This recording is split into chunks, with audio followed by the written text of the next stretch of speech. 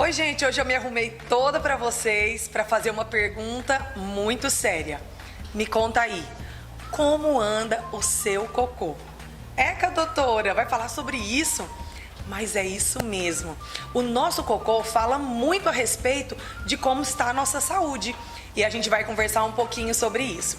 Existe uma famosa escala chamada escala de Bristol e ela enumera pra gente categorias de como tá o seu cocô.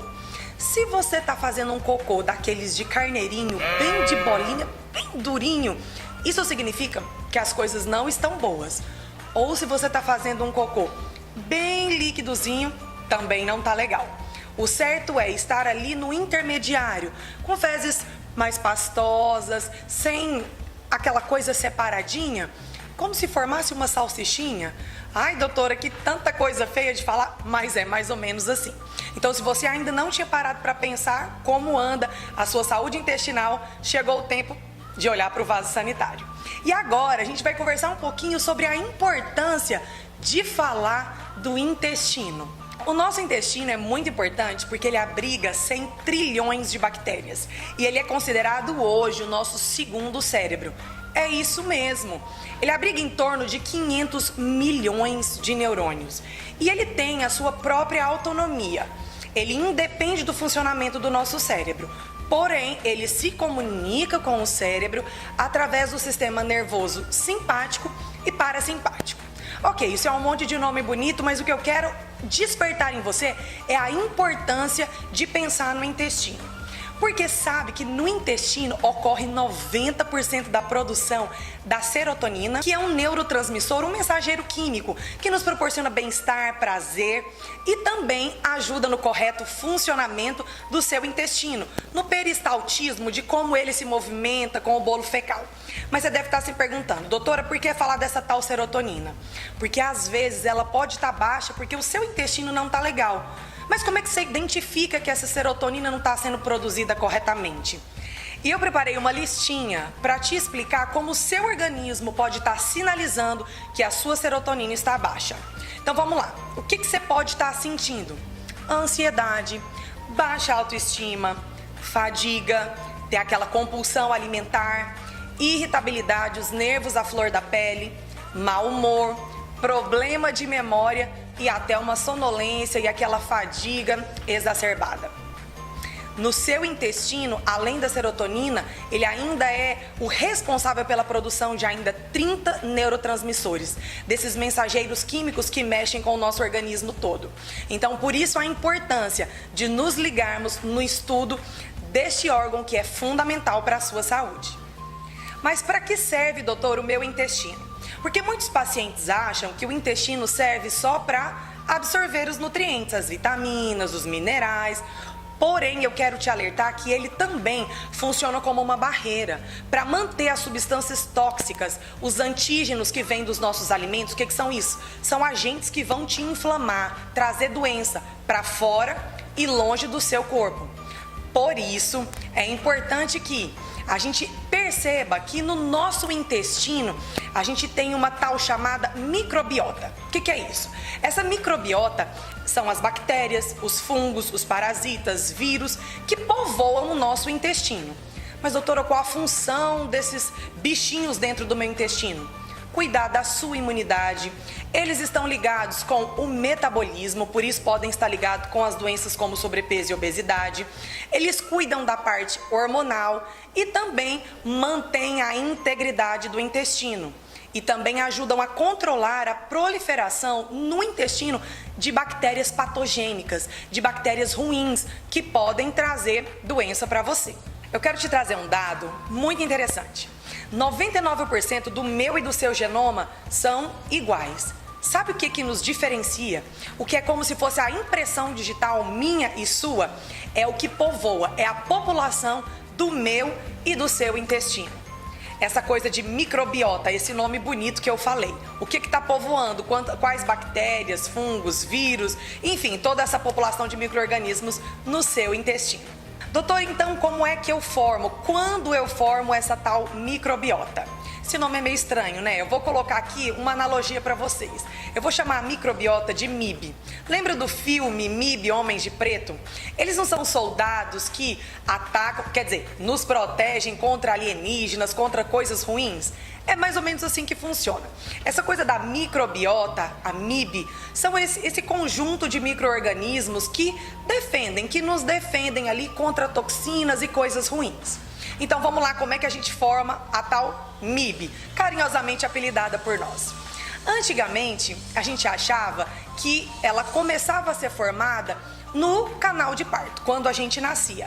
Agora, atenção, mamães de plantão, isso serve para mim também. Nenéns que nascem de via vaginal, eles já entram em contato com toda a microbiota fecal de sua mãe. E ali já começa o processo de formação da microbiota. Os nenéns que nascem de via de parto cesariana, eles também entram em contato com alguns antígenos, mas estão presentes no meio ambiente. E também, por último, a gente continua formando a nossa microbiota quando adulto. É isso mesmo, através da nossa dieta, dos nossos hábitos de vida, se a gente está exposto ou não, principalmente, sabe o quê? Ao estresse crônico. Tudo isso vai influenciar nessa população, na MIB, do que está povoando o seu intestino. Então agora eu quero conversar um pouquinho com você sobre disbiose intestinal. Você já deve ter ouvido falar nesse termo. E o que ele é? Ele é o desequilíbrio que quando as bactérias do mal prevalecem contra as bactérias do bem e acaba gerando vários sintomas no seu intestino. Doutora, mas da onde isso vem? O que pode desequilibrar a nossa MIB? Uso indiscriminado de anti-inflamatórios, antibióticos, de laxativos, estresse, dieta rica em ultraprocessados, industrializados, alimentos muito açucarados, menopausa. Sabe o que mais que ninguém sabe muito bem disso? Uso crônico dos omeprazóis, pantoprazóis, os zóis da vida. Tudo isso pode desregular e trazer um desequilíbrio. Mas como é que você sabe que está desequilibrado? Sabe quando a gente fica com aquela sensação de distensão abdominal, parece que a barriga da gente está grande, às vezes a gente fica com náusea, cheio de gases, arrotos, às vezes a gente alterna períodos de diarreia, períodos de constipação, tem aquela fadiga intensa diária, pode estar acontecendo queda de cabelos, unhas quebradiças. Nós mulheres podemos estar tendo candidíase de repetição, que é uma alteração fúngica, né? Gerando corrimento vaginal, necessidade exagerada de doce, alteração de humor e sabe o que mais? Muita fome. Isso tudo podem ser alguns sinais de que a coisa está desequilibrada e você está com a disbiose intestinal. E isso tudo pode gerar o quê? Desequilíbrio, a não absorção de alguns nutrientes e até mesmo o desequilíbrio da absorção de energia. E isso pode estar contribuindo para sobrepeso e obesidade na sua vida. Então a gente que já conversou um pouco sobre disbiose intestinal, que é o desequilíbrio, que quando as bactérias ruins, elas se sobrepõem às bactérias boas, causando aquela distensão abdominal, gases, alternância do hábito intestinal, enfim, a gente já conversou sobre isso. Mas você deve estar se perguntando, doutora, por que isso é tão importante? Porque a tal de disbiose, esse desequilíbrio nessa população da MIB, aumenta a permeabilidade intestinal. Então eu vou te explicar um pouquinho como é o seu intestino. Imagina comigo, um monte de célula, uma grudadinha na outra, como tijolo de uma parede. Tá tudo muito coeso. O que acontece? Quando a gente está nesse processo de disbiose, de desequilíbrio, essas bactérias do mal começam a fazer furinhos nesse tijolinho. E aí começam a surgir pequenos vazamentos. Bactérias e toxinas do mal, elas atravessam esses tijolinhos e passam para a sua corrente sanguínea. E isso vai gerando inflamação. O que é isso? Sinônimo de doença. Doutora, então como é que eu vou saber que a minha permeabilidade intestinal, se está tudo coeso ou se está permeável, estão abrindo portinhas, tendo vazamentos? Quais são os sinais disso no meu organismo? Primeira coisa, você é daquela pessoa que está sempre com alergia, sinusites, rinites, passou as estações, está sempre sofrendo? tem dificuldades digestivas, parece que quando come a coisa não cai bem, fica empachado, tem maiores incidências de doenças inflamatórias, como por exemplo as artrites, artrite reumatoide, enfim. Sabe o que tem aparecido muito? Intolerâncias alimentares, pacientes com intolerâncias ao glúten, à lactose. Isso é sinal de aumento de permeabilidade intestinal. E sabe o que pode acontecer por último? Halitose, mau hálito. E em meio a toda essa caca toda, você deve estar pensando: e agora? Quem poderá me defender? Eis que eu tenho a solução para o seu problema. Eu vou te dar dicas práticas, coisas que você deve fazer diariamente, coisas simples que podem mudar a saúde do seu intestino. Primeira dica: beber muita água. Realmente parece um clichê, mas não é. Eu vou te ensinar uma fórmula simples para o cálculo da quantidade de água que você deve beber no dia. Pegue o seu peso, multiplique por 35 ml, por exemplo, no meu caso, uma mulher de 60 quilos, você vai ter a necessidade de tomar 2 litros e 100 por dia. Agora, doutora, mas eu não consigo quantificar isso. Claro que a dica é sempre quantificar isso ao longo do dia, mas olhe sempre o seu xixi. Se ele estiver límpido como a água, ok. Se estiver amarelinho, é porque está concentrando, tá bom? Dica número 2, diminua alimentos refinados, ultraprocessados. Eles são ricos em açúcares e te atrapalham muito. Devem ser evitados ao máximo. Lembre-se de priorizar comida de verdade. Lembra do nosso velho clichê? Descasque mais, desembale menos, ok? Terceira dica, ingerir no mínimo 2 frutas ao dia, com bagaço e tudo, porque você vai aumentar a quantidade de fibras e nutrientes que você precisa para contribuir com a saúde do seu intestino. Quarta dica, reduzir as gorduras saturadas. Porque o que acontece quando elas entram no nosso organismo? Elas favorecem o crescimento das bactérias gram-negativas, bactérias ruins. Então, doutora, quais essas gorduras, que a gente, claro, não deve evitar todas, mas a gente deve dar preferência para as gorduras da natureza? Ovos, abacate, coco, azeite extra virgem, ok? Quinta dica, aumentar o consumo de fibras, os chamados pré-bióticos. Doutor, o que são esses pré-bióticos que eu tanto ouço falar? São carboidratos fermentáveis e não digeríveis que estimulam o crescimento das bactérias boas. As mais conhecidas são o FOS e a inulina. Mas você deve estar se perguntando: doutor, eu tenho que manipular, eu tenho que começar a usar logo?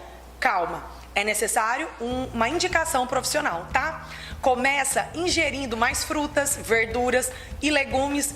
Isso já vai ser um bom começo para você.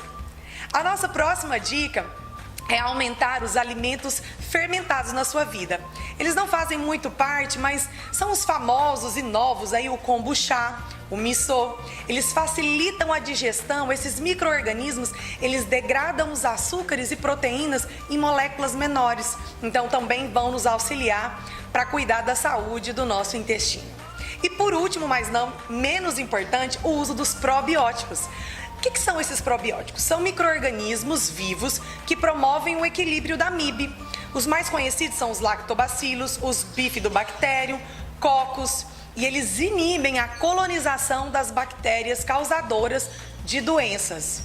E se você parar e tiver atenção nessas simples e pequenas medidas no seu dia a dia, você vai estar promovendo a saúde do seu intestino, resolvendo de vez essa história de cocô de bolinha, alteração nessas alergias, esse sintoma de empachamento, dificuldade de digerir os alimentos, melhorar a sua imunidade, e essas doenças inflamatórias que tanto te perturbam também vão ser ajudadas. Você vai deixar de ser uma pessoa enfesada e vai ser uma pessoa bem-humorada, cheia de vida e vitalidade, cuidando do seu cocô, do seu intestino. Acredite em mim, vai fazer toda a diferença na sua vida.